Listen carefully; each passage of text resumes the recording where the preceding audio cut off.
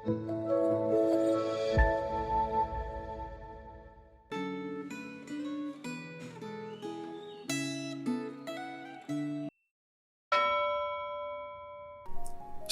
Bapak Ibu Saudara, mari sebelum kita merenungkan firman Tuhan, kita berdoa.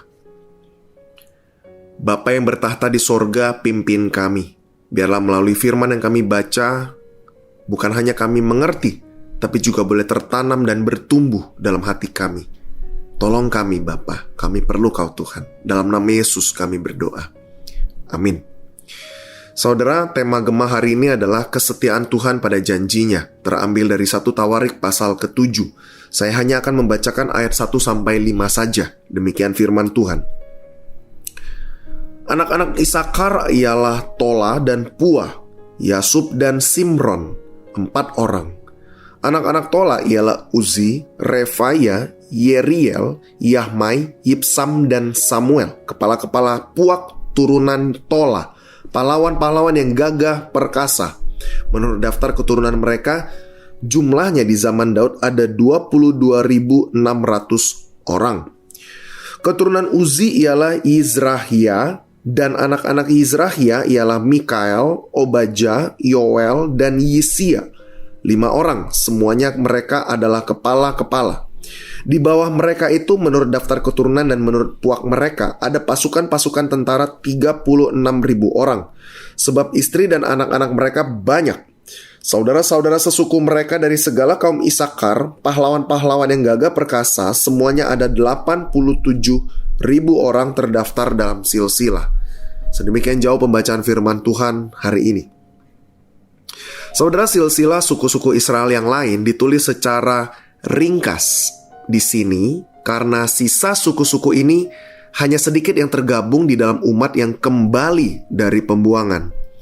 Mungkin ada catatan silsilah yang hilang saat situasi kacau, tetapi bacaan Alkitab hari ini menunjukkan kesetiaan Tuhan pada janjinya untuk memelihara umatnya. Berbeda dengan daftar silsilah di pasal-pasal sebelumnya, di pasal ini penulis memperhatikan jumlah orang. Seperti kata pepatah, banyak anak, banyak rezeki. Alkitab mengaitkan banyak anak dengan berkat Tuhan. Suku terakhir di daftar ini yaitu suku Asyur di ayat ke-40 hanya mempunyai 26.000 orang yang siap untuk berperang. Jauh lebih sedikit daripada suku Isakar yang berjumlah 145.600. Akan tetapi pasukan Asyur disebut sebagai orang-orang terpilih dan pemimpin-pemimpin utama. Artinya, meskipun sedikit, mereka mempunyai kualifikasi yang sangat tinggi yang dapat melipat gandakan kekuatan mereka. Jumlah pasukan suku Isakar yang besar menunjukkan kekuatan mereka, sehingga mereka dapat mempertahankan milik pusakanya, bahkan memperluas kediaman mereka.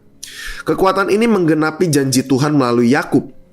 Isakar bagaikan keledai yang kuat tulangnya yang meniarap di apit bebannya di dalam Kejadian 49 ayat 14. Kesetiaan Tuhan juga terlihat pada pemulihan suku Efraim. Anak-anak Efraim dibunuh oleh orang-orang Gad yang meninggalkan duka yang sangat mendalam baginya. Efraim bukan hanya kehilangan semua anaknya, tetapi juga kehilangan penerus keluarganya. Tampaknya nubuat dalam berkat Yakub keturunan adiknya itu akan menjadi sejumlah bangsa besar tidak akan terjadi. Akan tetapi Tuhan setia kepada janjinya. Di usia tua Efraim, istrinya melahirkan seorang anak laki-laki baginya. Dari anak tersebut, suku Efraim bertumbuh menjadi suku yang besar. Salah satu keturunannya sangat kita kenal, yaitu Yosua di ayat 27. Dialah yang akan membawa Israel masuk ke dalam tanah Kanaan. Dalam hidup ini selalu ada rintangan, ada penderitaan. Kadang-kadang semua jalan tampak tertutup dan tidak ada jalan keluar.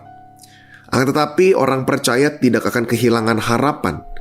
Kita percaya bahwa Tuhan tidak pernah meninggalkan kita. Dia selalu memalingkan wajahnya kepada kita, memperhatikan kehidupan kita.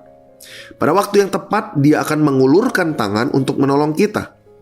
Bahkan sebelum waktunya tiba, Tuhan akan menguatkan dan menghibur. Seperti Tuhan mengirim saudara-saudara Efraim untuk menghiburnya, memberinya semangat untuk hidup. Kesesakan justru bisa mengingatkan kita sebagai orang percaya untuk merasakan kehadiran Tuhan. Saudara, apakah kita sudah mempercayakan kehidupan kita sepenuhnya dalam setiap kesulitan, dalam setiap rintangan, penderitaan yang kita alami, bahwa Tuhan hadir dan tidak pernah meninggalkan kita? Mari kita berdoa. Bapa, melalui firman yang kami baca, kami sungguh boleh belajar bagaimana Engkau setia pada janji-Mu menyertai umat-Mu sampai kapanpun. Tuhan, tolong kami. Mungkin di antara kami ada yang menghadapi masa-masa yang sulit, menghadapi masa-masa jalan buntu, dan tampak tidak ada jalan keluar, dan kami pupus harapan. Tapi biarlah melalui firman hari ini Engkau mengingatkan kami bahwa Engkau setia, Engkau hadir, dan Engkau menemani kami. Hanya kami belum tahu apakah mungkin ini waktunya atau ke depan. Tapi biarlah kami boleh terus berharap hanya kepada Allah yang setia dalam kondisi apapun dalam kehidupan kami. Tuhan, tolong kami, berikan kami iman. Di dalam nama Yesus kami berdoa. Amin. Tuhan memberkati Bapak, Ibu, Saudara.